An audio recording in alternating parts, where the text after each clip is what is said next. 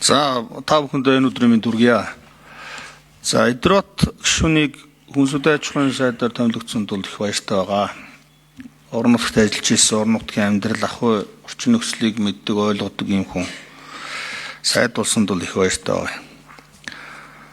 За нэг 2-3 асуудал байна. Сая энэ Наранбаатар гишүүн асуучлаа. Манай говийн бүсийн нэг цогцсон сумаас нэг баахан мессеж ирээд байсан чинь бүгд нь л үний уулсан юм байна л да. За энийг би бол асуухан болчих.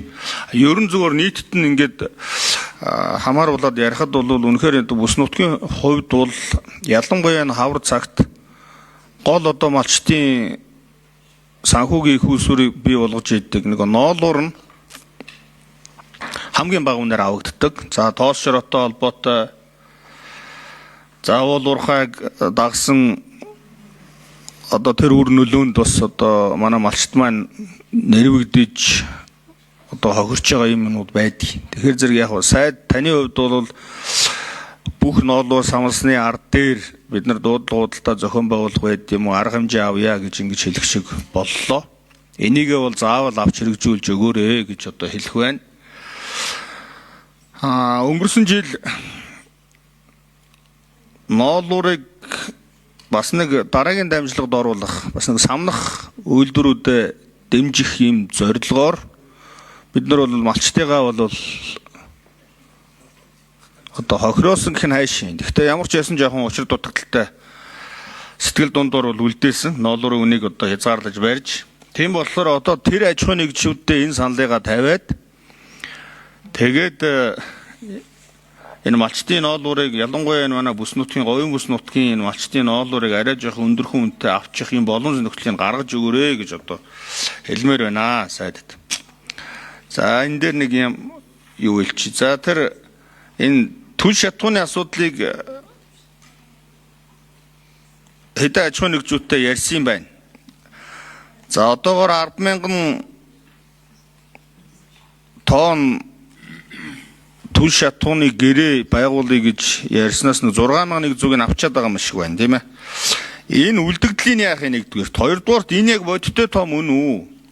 Эсвэл ямар аж ахуйн нэгжүүд нь энэ бензиний компаниуд чинь түлшээ нийлүүлээд байна. Бензиний компаниуд ерөөсөө түлшээ өгөхгүй байна. Одоо баг нэг хуучин үнээр орж ирсэн түлшээ дарчаад үн нэмэгдсэн түлш орж ирэхээр өгөхгүй ингээ хүлээгээд байна гэсэн нэг юм юмнууд яриад их. Энэ одоо хэр бодиттой байна гэдэг дээр бас нэг хариулт авъя. Энэ төмөр зууд, шилэн зууд гэдэг одоо хэд хэдэн аймагуудын мэдээлэл ирж байна.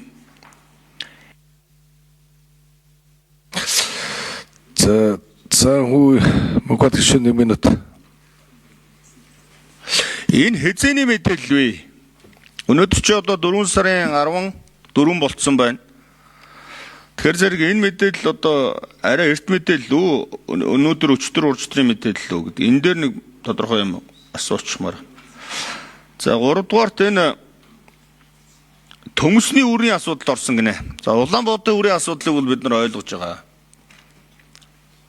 Төмөсний үрийн асуудал яагаад орчдгийг? Энийн учир шалтгаан юу вэ? Энийг хэлж өгөөч.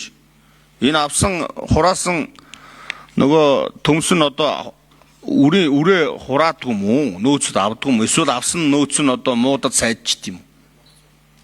Энэ ямар учиртай? За энэ арьс шир боловсруулах үйлдвэргээд одоо ингээл сайд болгоно ярьдаг л да гарч ирээл сайхан болгоно гээл. Тэгээ энэний учир шалтгаанаа ерөөсөө ингээд тодорхойлдгүй болгоно л гэдэг. Болохгүй одоо 5-6 жил болж байна. Энийг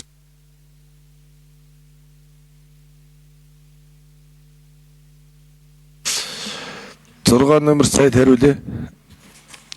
За ноолууртай холбоотой асуудал дээр ер нь энэ ч малчтын маань гол орлого. Манай малчид бол одоо хавар ноолуур намар мах гэж одоо төлбөр тооцоо төлөвлөгөөгөө одоо гаргадаг юм хүмүүс. Тэгэхэд энэ одоо яг хаврын одоо энэ одоо гол орлого олдог. Энэ одоо үйл явцыг бид одоо тэр хөдөө аж ахуйн биржээрээ одоо зохион байгуулад малчт маань үнэхээр ноолуураа самнаа дууссан бол тэр дуудлага худалдааг нь зохион байгуулад ингээ явъя. Энэ дээр одоо хөдөө аж ахуйн бирж рүүгээ бас тодорхой чиглэлийг сая бас өгчлөө. За нэгдүгээр, хоёрдугаар тэр түн шатхуунтай холбоотой асуудал дээр бид бас энэ 23 аж ахуйн нэгжтэй уул нь амар тохирсон юм бэл. Харамсалтай санамж зурсан юм бэл. Харамсалтай тэн дээр ярьсан зүйлүүдээ зарим аж ахуйн нэгжүүд биелүүлэхгүй эсвэл 50% өгнө эсвэл бүр байхгүй ийм зовлон бас байгаа. Зовлон бас байгаа. Манай яамны хувьд бол эвэн шаардлагатай мөнгө санхүүгийн их усврээ бүгдийг гаргаад өгсөн байна. За одоогийн байдлаар нэг 7000 жоохон гаруй тонтой ингэ явж байгаа. Тэгэхээр цаад нөгөө импортлогч аж ахуйн нэгжүүд маань бас тодорхой зовлон байгаа бах. Гэхдээ яг таны хэлдэг хардлага бол надад бол бас байгаа.